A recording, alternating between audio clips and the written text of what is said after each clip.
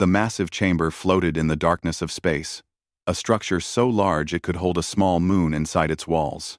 Inside, representatives from 847 different species gathered in a circle that seemed to stretch forever.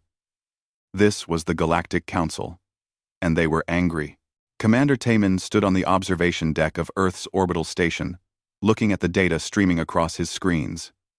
The news had just arrived through faster-than-light communications. The Council had made their decision about humanity. His hands were steady, but his heart was not. On the planet Velnar 5, 12,000 light-years away, Overseer Vren raised his 3 eyes to address the assembled species.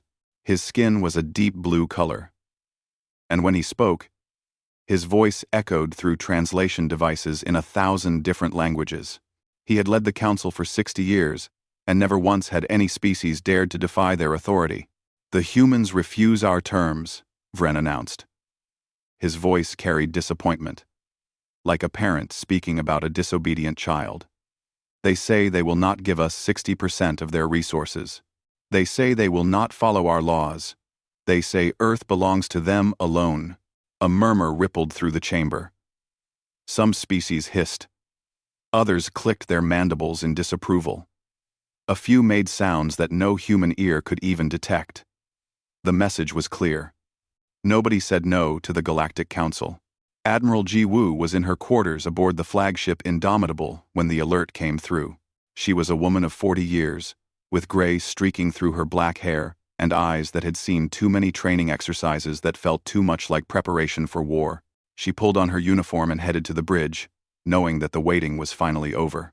Back in the council chambers, Vren continued his speech. "We have maintained peace for 12,000 years. 847 species live under our guidance. We have prevented wars, famines, and chaos. And now these humans, these newcomers who only achieved faster-than-light travel 200 years ago, dare to claim they are our equals." The truth was that humanity's independent discovery of faster-than-light travel had terrified the Council. Every other species had been given the technology by the Council itself, creating dependence, creating control. But humans had figured it out on their own, through their own science, their own desperate need to reach the stars. That made them dangerous. Haijin sat in the tactical analysis room deep beneath the mountains of Korea, surrounded by holographic displays showing the Council's fleet movements. She was young, only 28, but her mind worked faster than the quantum computers around her.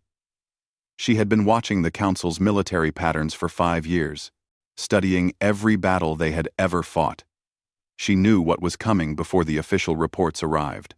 "They will send everything," she said to her team. "They cannot afford to look weak. If we resist and survive, other species might try the same thing." Vren's voice grew harder as he addressed the Council. "I propose we send a fleet. Not a small force, but an overwhelming show of power. Let the humans see what defiance costs. Let every species in the galaxy see what happens when you refuse the Council's wisdom." The vote was quick. Species after species registered their approval. Green lights filled the chamber, like stars coming out at night. 847 votes. 847 yeses. Not a single species voted to show humanity mercy. "We will assemble 9,700 warships," Vren declared. 15 different species will contribute their finest vessels. We will arrive at Earth, and they will surrender immediately when they see our power. Not a single shot will need to be fired. The Council erupted in approving sounds. They had fought hundreds of wars, across thousands of years.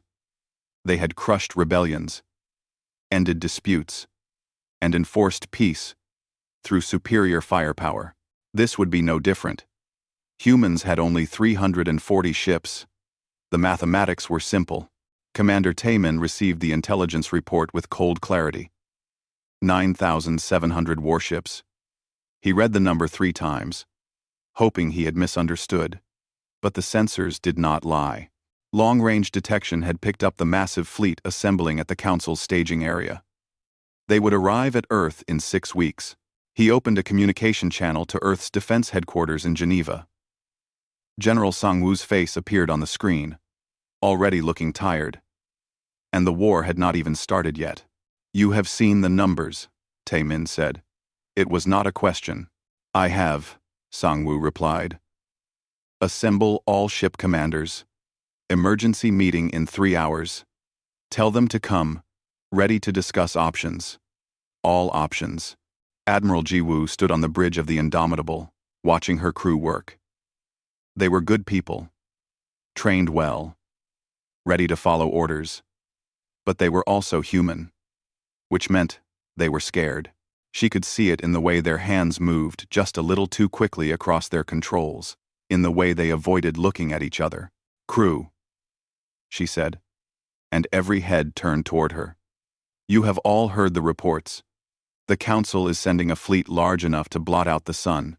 They think we will surrender the moment we see them. They think we are primitives, lucky children who stumbled onto technology we do not deserve." She paused, letting her words settle. "They are about to learn something about humans. We are very good at proving people wrong." A nervous laugh rippled through the bridge. It was not much, but it was something. It was the sound of people who had decided not to give up. Across Earth, similar scenes played out in hundreds of ships, dozens of military bases, and countless homes. Families looked up at the night sky, knowing that death was coming from those very stars. But something else was happening too. Scientists worked through the night in their laboratories. Engineers pushed their bodies beyond exhaustion. Soldiers trained until their muscles burned. Humanity did what it always did when faced with extinction. It prepared to fight. The war room beneath Geneva was a massive space carved from solid rock, designed to survive anything short of a planet-killing asteroid. General Sangwoo stood at the center of a circular table made of glass, beneath which holographic projections showed the solar system in perfect detail. Red markers indicated the approaching Council fleet. Blue markers showed Earth's pitiful defense forces scattered across orbital positions. Around the table sat the most important military minds humanity had produced: admirals, generals, scientists, and strategists. They had been meeting for 14 hours straight, surviving on coffee and determination. The air was thick with tension and the faint smell of sweat. "Give me the honest assessment," Sangwoo said, looking at each face in turn. "No politics, no hope, just facts. Can we win?" Admiral Jiwoo spoke first. Her voice was steady, professional, the voice of someone who had already accepted the worst possible outcome. "They have 28 ships for every one of ours. Their shields are stronger. Their energy weapons have longer range. And they have been fighting wars since before humans invented the wheel. Then we die," someone muttered from across the table. "Or we change the calculations," a new voice said. Everyone turned to look at Dr. Yoonji. She was small, barely reaching 5 feet tall, with thick glasses that made her eyes look enormous. She had been sitting quietly in the corner, tapping notes into her data pad, not speaking until now. But when she stood, everyone paid attention. This woman had designed half of Earth's current weapon systems. "They have been fighting wars for thousands of years," Yoonji continued, "which means they fight the same way every time. Energy weapons against energy shields, plasma cannons, laser arrays, particle beams. Their entire tactical doctrine is built around these technologies." She tapped her datapad, and the holographic display changed. A human ship appeared, cut away to show its internal systems. "We developed kinetic weapons, railguns, mass drivers. We accelerate physical projectiles to relativistic speeds, using electromagnetic force. The Council considers this technology primitive, obsolete." Captain Dong Hyun leaned forward, interested now. He was a fighter pilot, young and aggressive, known for tactics that made his superiors nervous. "Why obsolete?" "Because energy shields stop energy weapons very efficiently," Yoonji explained. "But they do almost nothing against physical objects, traveling at significant fractions of light speed. The Council stopped using kinetic weapons 3,000 years ago because they were fighting each other. and everyone had shields. The weapons became useless, so they forgot about them. 1. Sang-woo felt something stir in his chest, something that might have been hope. You are saying their shields will not stop our weapons? 2. I am saying their shields might as well not exist, Yoonji replied. A tungsten rod, traveling at 0.3% light speed, carries more kinetic energy than a tactical nuclear weapon. When it hits their hull, it will punch straight through, and through the ship behind it, and possibly through the ship behind that one. The room erupted in excited conversation. Young-soo, the communications officer who had been sitting quietly near the door, raised his hand like a student in class. Doctor, I have intercepted some of their communications. They are not even discussing defensive strategies against kinetic weapons. They are planning a standard bombardment approach, because they think we are going to fight like they do, Jiwoo said, understanding dawning on her face. They think we will try to match energy weapons against energy weapons. They have no idea what we are bringing to this fight. Yoonji smiled, and it was not a pleasant expression. There is more. Project Reaper. She tapped her pad again, and the display filled with thousands of small objects, each no larger than a person's hand. They swarmed like insects around a council ship in the simulation. Autonomous drones. Artificial intelligence controlling swarm behavior. Each one carries a shaped explosive charge designed to drill through armor before detonation. The Council banned this technology 8,000 years ago. They consider AI weapons unethical. How many can we deploy? Sang-woo asked. Per ship? 50,000. Someone whistled low. Another person laughed, a slightly hysterical sound. The mathematics were changing. The calculations were different now, but Sang-woo was not celebrating yet. He had been a soldier too long to let hope blind him to reality. Even with these advantages, we are still outnumbered badly. We can make them bleed, but they can afford to bleed. We cannot. Every ship we lose is irreplaceable. Every pilot killed is gone forever. The room went quiet again. He was right, and everyone knew it. Then we make sure every shot counts, Dong-hyun said. We train harder than we have ever trained. We run simulations until we can fight in our sleep. We learn their patterns, their formations, their tactics. And when they come, we hit them so hard in the first engagement that they hesitate. Fear is a weapon too, Jiwoo nodded slowly. We also need to change where we fight. They will expect us to defend close to Earth, protecting our home. Instead, we intercept them far out, Jupiter orbit, maybe farther. We make them fight in open space where their numbers are harder to coordinate. Evacuation? Someone asked, the question everyone was thinking. Sang-woo closed his eyes briefly. Begin moving civilians to underground cities. Quietly. No panic. We tell them it is a drill. A safety measure. We do not tell them that we are preparing for orbital bombardment if we lose. For the next 48 hours, Earth transformed into a military fortress. Every ship that could fly received upgrades. Railguns installed alongside traditional weapon systems. Drone factories ran at maximum capacity, producing swarms by the millions. Pilots trained in simulators that pushed their bodies to the breaking point. Young-soo sat in his communication station, listening to intercepted council transmissions. The enemy talked openly, convinced that humans could not decode their language. They were wrong. Young-soo understood every word, and what he heard made him angry. They were laughing, making jokes about human desperation, betting on how quickly Earth would surrender. One council officer said the most resistance they expected was some ships flying away, trying to escape into deep space. They had no idea what was waiting for them. Captain Dong-hyun led his squadron through another training exercise, the 50th in 3 days. His pilots were exhausted, flying on stimulants and determination, but they were also getting better, faster, deadlier. He watched them coordinate attacks that would have been impossible a week ago, moving like dancers who had practiced the same routine for years. Again, he ordered. Perfect is not good enough. We need to be flawless. Nobody complained. They ran the exercise again. The Council Vanguard fleet entered the solar system like a swarm of metal locusts. 1,200 warships, each one larger than anything humanity had ever built.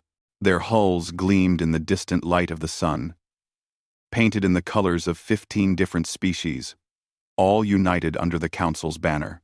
War Master Kelth sat in his command throne aboard the flagship Eternal Justice, watching the tactical displays with satisfaction. He was a veteran of 30 campaigns, his purple scales marked with scars that told stories of victories across the galaxy. This would be his easiest campaign yet. "Status?" he asked his tactical officer. "We have entered the system, War Master." No sign of human resistance. Sensors detect their defense fleet is clustered near their home planet, as expected. Kelth clicked his mandibles in approval. Predictable. They hide near their nest like frightened animals. Begin. Advance to their orbital space. Standard bombardment formation. R. What Kelth did not know was that every ship in his fleet was being watched. Human sensors, hidden in asteroids and disguised as space debris, tracked every vessel. In the war room beneath Geneva, General Sang-Woo watched the enemy formation and smiled. "They are moving exactly as He-Jin predicted," he said. The tactical analyst nodded, her fingers dancing across holographic controls. "They expect us near Earth. They are not even scanning the outer system properly. Admiral Ji-Woo can position wherever she wants." In the asteroid belt between Mars and Jupiter, the human fleet waited in absolute silence. Every ship had shut down non-essential systems. No lights, minimal heat signatures, reactors running at barely detectable levels. 340 ships, hiding among billions of rocks and ice chunks. Admiral Ji-Woo stood on the bridge of the Indomitable, watching the enemy fleet approach on long-range sensors. They were still 4 hours away from Jupiter's orbit. 4 hours from the killing zone. "All ships," she broadcast on encrypted channels. "Final weapons check. I want every railgun loaded and verified. Drone bays ready for launch. Nobody fires until I give the word." 2. Across the fleet, crews worked in tense silence. Lieutenant Bora sat at her weapons station aboard the Indomitable, running diagnostics on the main railgun for the 7th time. The tungsten rods were loaded, each one weighing 5 tons, ready to be accelerated to speeds that would make them hit harder than any bomb. "Weapon ready," she reported. Her voice was calm, but her hands trembled slightly. Wing Commander Jae-won prepared his stealth fighter squadron in the launch bay. His ships were small, designed for speed and invisibility, rather than heavy combat. Each fighter carried 100 drones, waiting to be released like deadly insects. "Remember the training," he told his pilots over their private channel. "We are not trying to win dogfights. We deliver our payload and get out. Fast and clean." The Council Vanguard fleet continued its advance, confident and careless. Kelth was reading reports about Earth's defenses, amused by how pathetic they seemed. Energy weapons that were generations behind Council technology. Shields that would barely stop small arms fire. Ships that looked like they had been assembled in primitive factories. "They will surrender before we fire a shot," he told his officers. "This is a waste of our time." Then his sensor operator made a confused sound. "War Master, I am detecting energy signatures near Jupiter's orbit. Multiple contacts." Kelth looked at his displays and felt his first moment of doubt. Ships were appearing from the asteroid belt. Dozens of them. That showed more tactical sense than he had expected from primitives. "How many?" he demanded. 340 vessels, War Master. The entire human fleet. They are positioning for attack." Kelth clicked his mandibles in annoyance. "They dare to attack us? With their inferior numbers? Begin bombardment. Destroy them before they embarrass themselves further."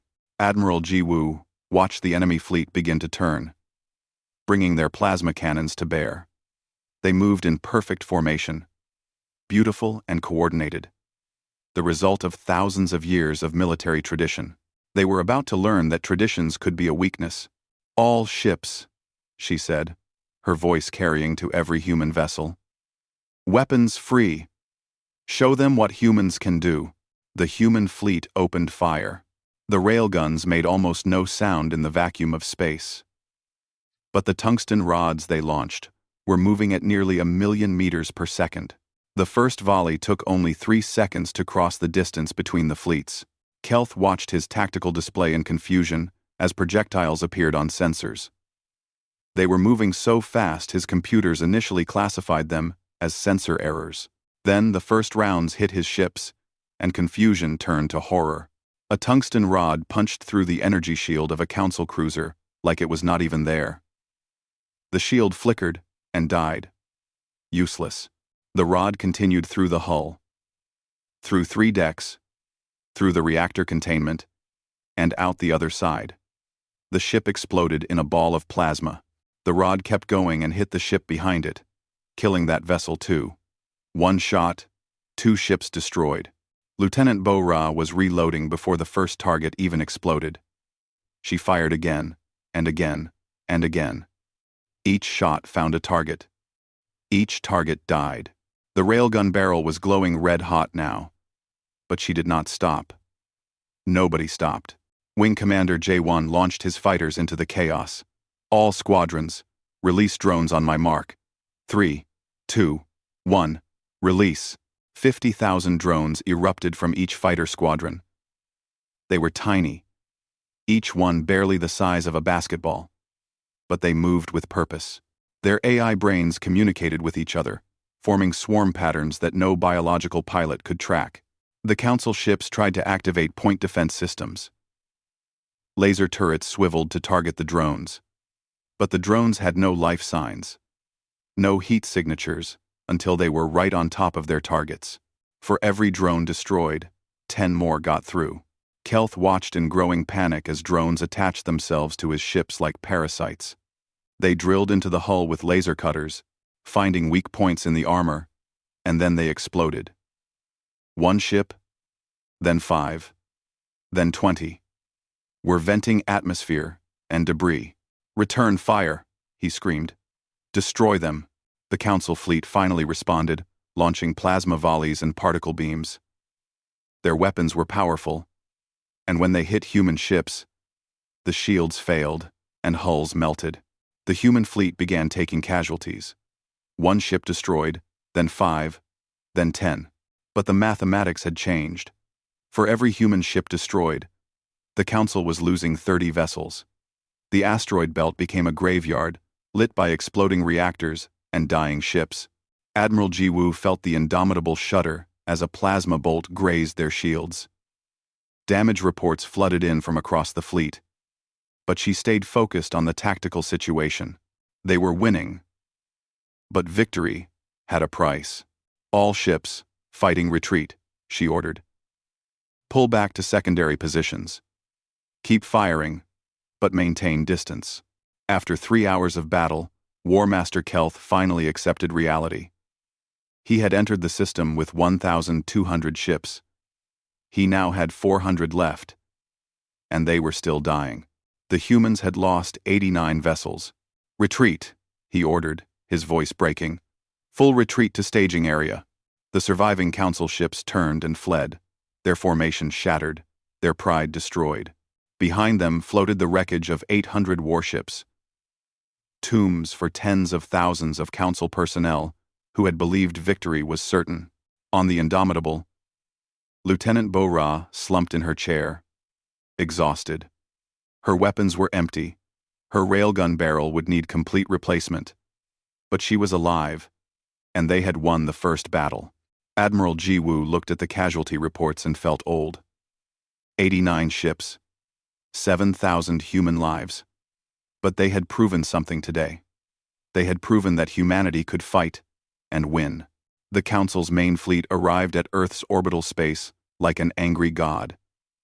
8,500 warships. The largest military force ever assembled in galactic history. They had learned from the Vanguard's defeat.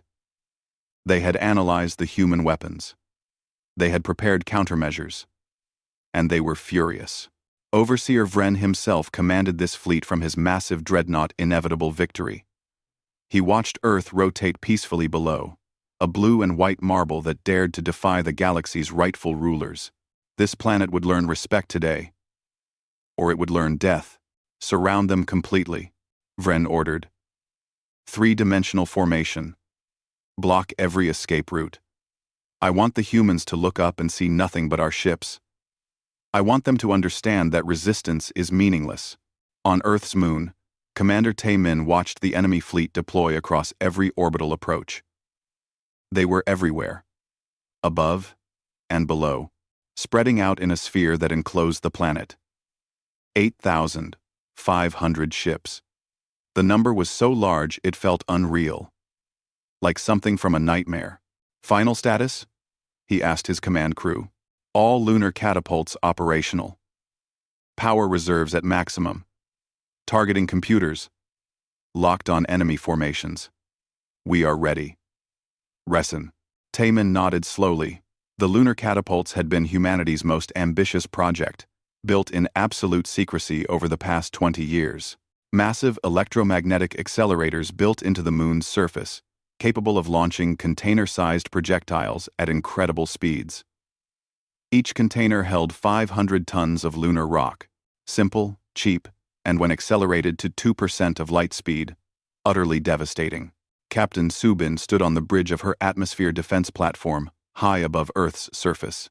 Her station was one of 50 scattered across different orbital altitudes, each one armed with particle beam arrays and electronic warfare systems. She looked at the Council fleet deployment and felt her stomach tighten with fear. They will come straight at us, she told her crew. They know we are Earth's last line of defense. When they break through, they will bombard the planet. We have to hold. Deep in an underground bunker, Hyojin checked her systems one final time. She was only 23 years old, fresh from engineering school. But her project had been approved at the highest levels. She had weaponized Earth's own electromagnetic field, turning the planet itself into a defense system. If it worked, Council ships would find their electronics failing the moment they entered close range. If it did not work, she would never know because she would be dead. General Sangwoo watched the tactical displays from the war room in Geneva.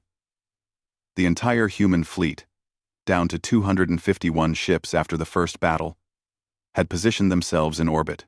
Against 8,500 enemy vessels, the mathematics were hopeless.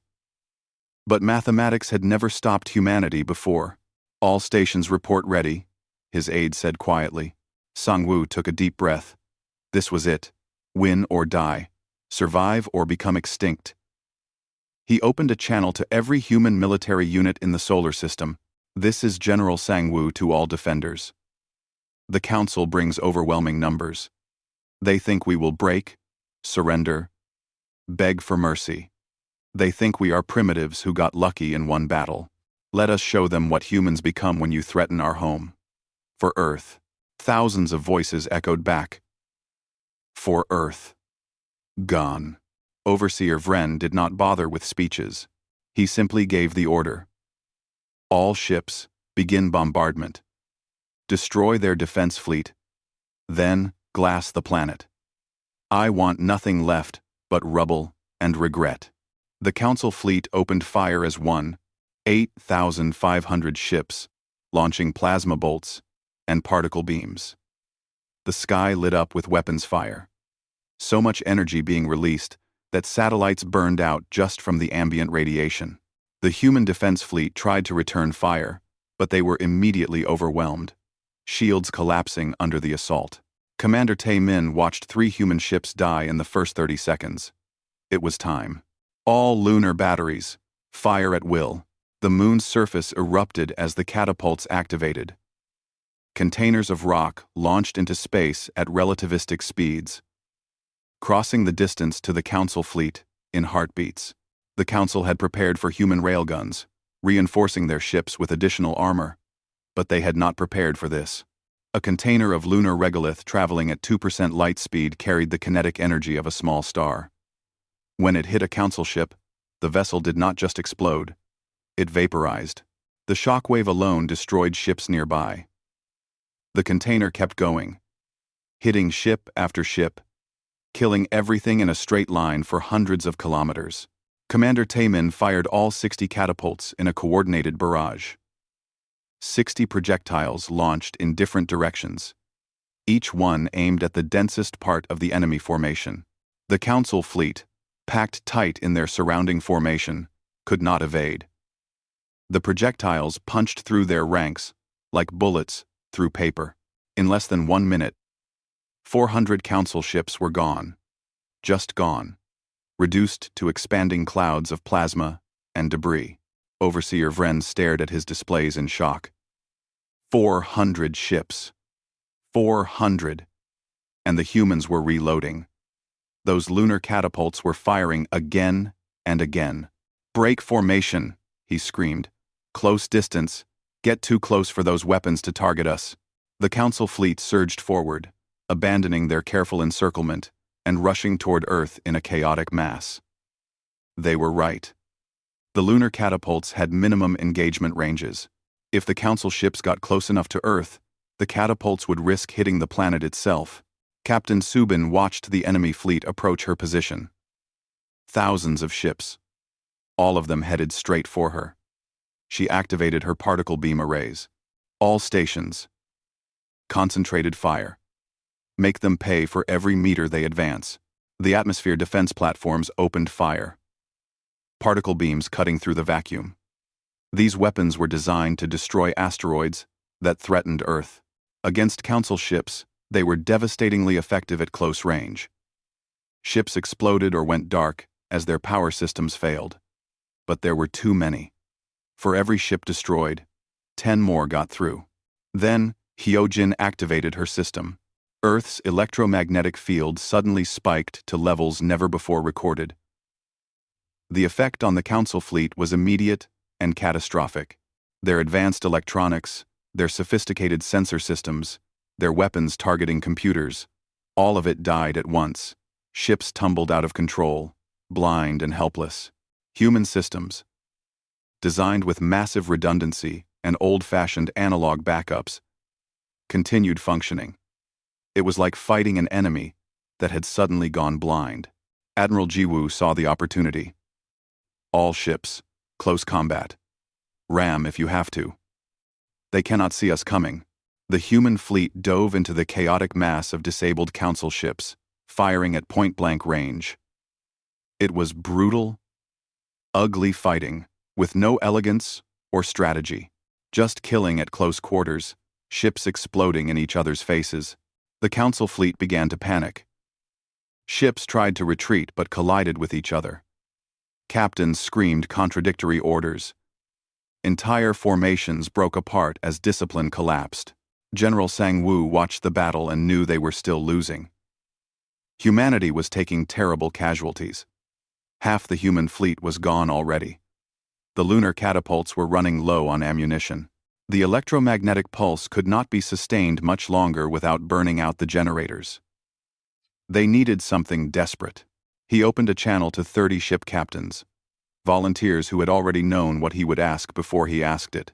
"Execute Omega Protocol," he said quietly. 30 human ships broke from the main battle. They were all damaged, their crews exhausted, systems failing. But their fusion reactors still worked. They accelerated to maximum speed, heading straight for the densest part of the Council fleet. Their crews had 5 minutes to evacuate, in escape pods, before the ships would detonate. None of them evacuated. They stayed at their posts, guiding their vessels on target, determined to make their sacrifice count for as much as possible. Captain Dong-hyun was one of those 30 captains. His ship, Defiant, was barely holding together. Hull breached in a dozen places. Half his crew dead. He watched the Council dreadnought Inevitable Victory grow larger on his screens and smiled. "Humanity says hello," he whispered, and activated the reactor overload. 30 fusion reactors detonated in a coordinated pattern across the Council fleet. For 3 seconds, it looked like the sun had come to visit Earth's orbit. The light was so bright it could be seen on the surface. When it faded, 2,000 Council ships were gone. simply erased from existence by the combined nuclear fury. The battle raged for 6 more hours. More ships died on both sides. More humans sacrificed themselves. More council captains realized they were not fighting an army. They were fighting a species that refused to accept extinction.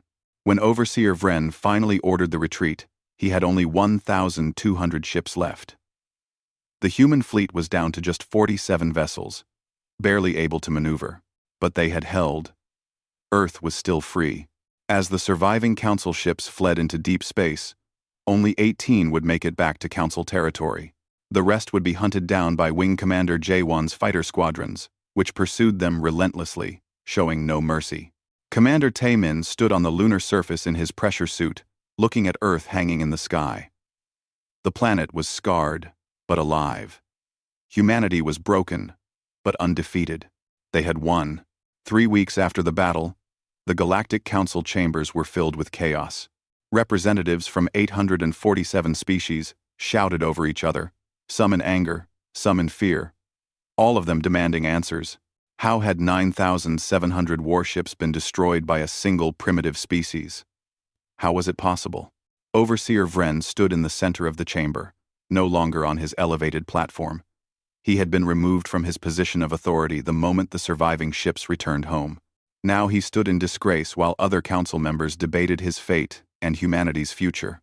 "We must destroy them completely," one representative shrieked.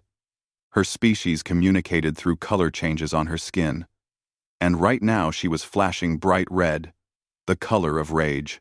Orbital bombardment from a distance.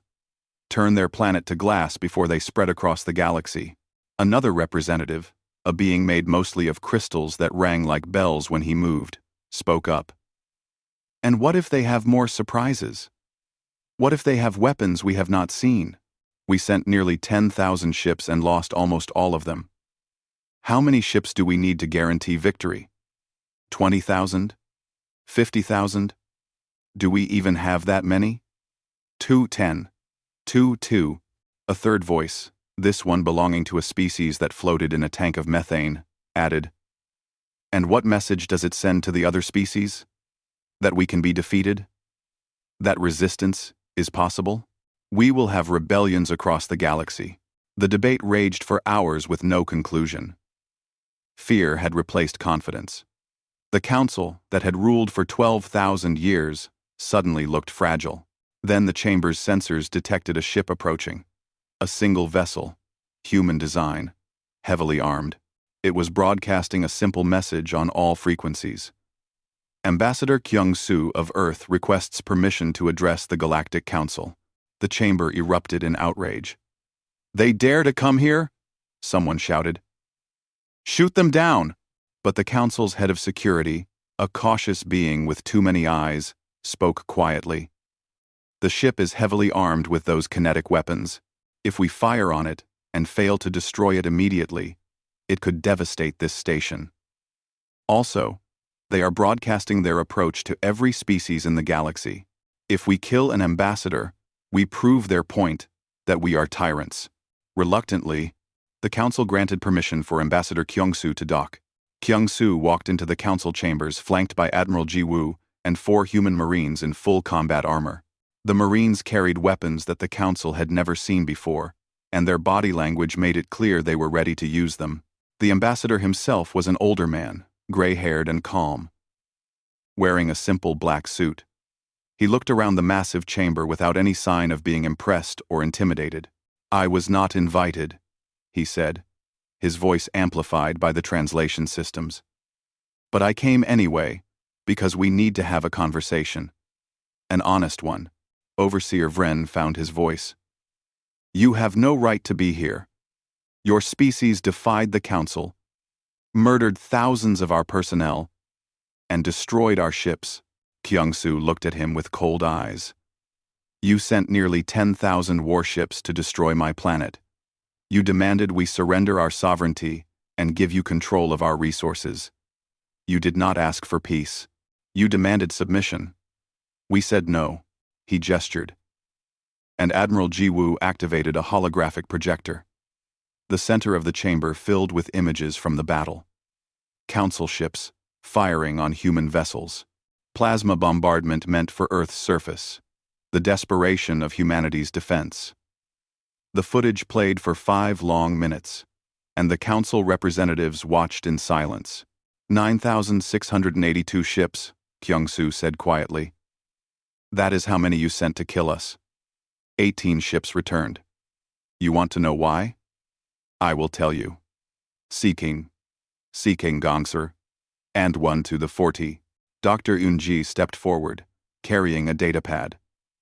She looked tiny in the massive chamber, but her voice was strong. The Council has relied on the same technology for thousands of years. Energy weapons, energy shields, plasma-based propulsion. You standardized everything to maintain control. If all species use the same technology, you remain the strongest because you have the most ships. She activated her datapad, and technical schematics filled the holographic display. Humans developed our technology independently. We did not ask for your guidance. We did not follow your standards.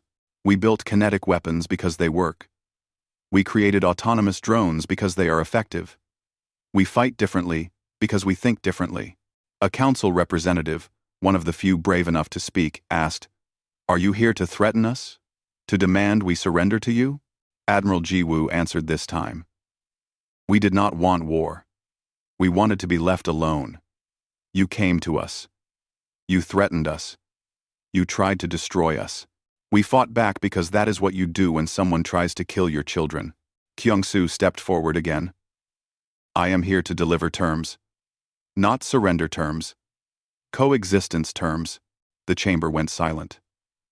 After a long moment, the current council leader, a being that had replaced Vren, spoke. "What terms? First, humanity is granted complete sovereignty. No council laws apply to us. No council taxes or tributes. We govern ourselves." "Impossible!" Several voices shouted at once. Kyung-soo continued as if they had not spoken. "Second, Earth and all human colonies are recognized as neutral territory. No council military vessels enter our space without permission. You cannot dictate terms to the council," someone screamed. Ambassador Kyung-soo looked at Admiral Ji-woo and nodded. The Admiral activated another holographic display. This one showed star maps. Hundreds of planets, marked in red. "Over the past 2 years," Ji-woo said, "humanity mapped every council homeworld, every major military installation, every production facility within 30 light-years of Earth. We have developed missiles that can carry kinetic projectiles at relativistic speeds. They are small, fast, and very hard to detect." She let that sink in. "Each missile is programmed to hit a specific target. We have enough missiles to destroy every capital city, every shipyard, and every military base you have within range. If you attack Earth again, those missiles launch automatically. Even if you destroy us, you die too." The chamber erupted in outrage and fear. Species shouted accusations and threats. But underneath it all was a current of terror. The humans had changed the rules of the game. Mutual assured destruction was not a concept the council had considered for thousands of years. Kyung-soo waited for the noise to die down. "We do not want to use these weapons. We want peace. Real peace. Not submission disguised as peace. We want to trade, to share knowledge, to explore the galaxy. But we will not be slaves. We will not surrender our freedom. If you force us to choose between slavery and death, we choose death. And we will take as many of you with us as possible." The council leader, seeing no other choice, asked the question everyone was thinking. "What happens if we reject your terms?" Dr. Eun-ji answered this time. Her voice was soft, but her words were sharp. "Then you attack us. We defend ourselves. Thousands of ships on both sides die, and eventually, either we are destroyed, or you are broken.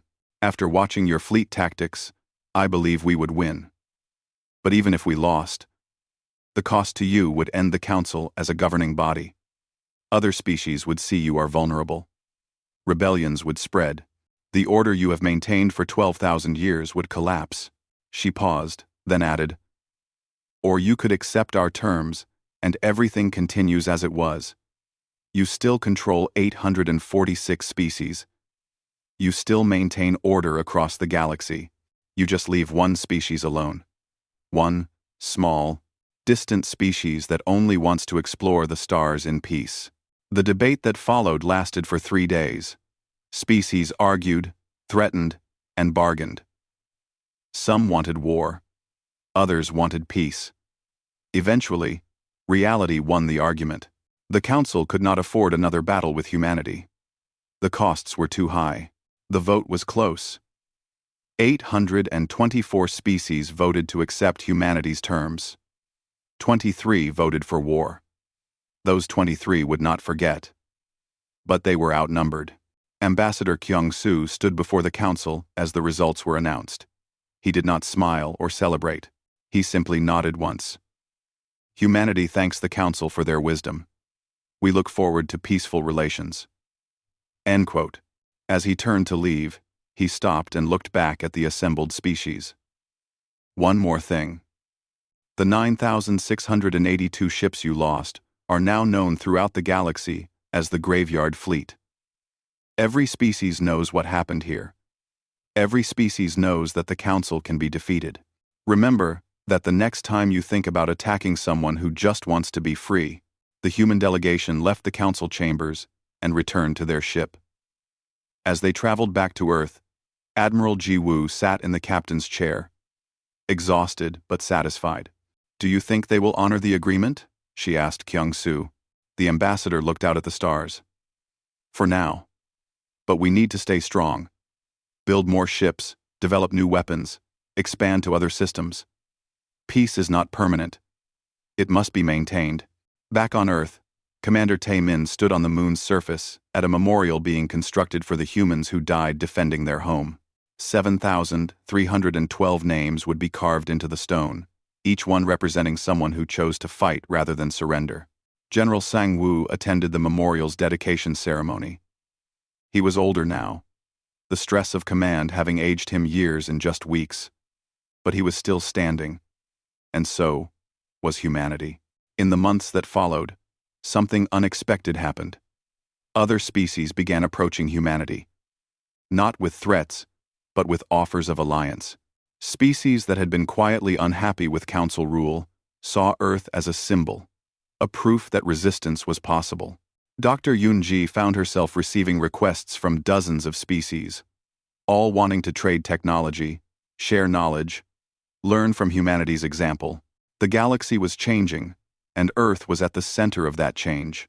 1 year after the battle, on the anniversary of humanity's victory, every human ship in space fired a single shot from their railguns into empty space. The shots were aimed at nothing, hurting no one. It was simply a reminder. A message to anyone watching. We are here. We are free. And we will never surrender. The galaxy learned what the Galactic Council had been forced to accept. Humanity was small, young, and outnumbered. But when cornered, when fighting for survival, humans became the most dangerous species in the galaxy. Not because they were the strongest. Not because they had the best technology. But because they refused to give up. Because they would rather die fighting than live as slaves. Because when you threatened everything they loved, they became creatures of pure determination and violence. The Council had sent 9,700 warships to strike Earth. Only 18 came back. That number would be taught in military academies across the galaxy for generations. A warning and a lesson. Never underestimate a species fighting for its home.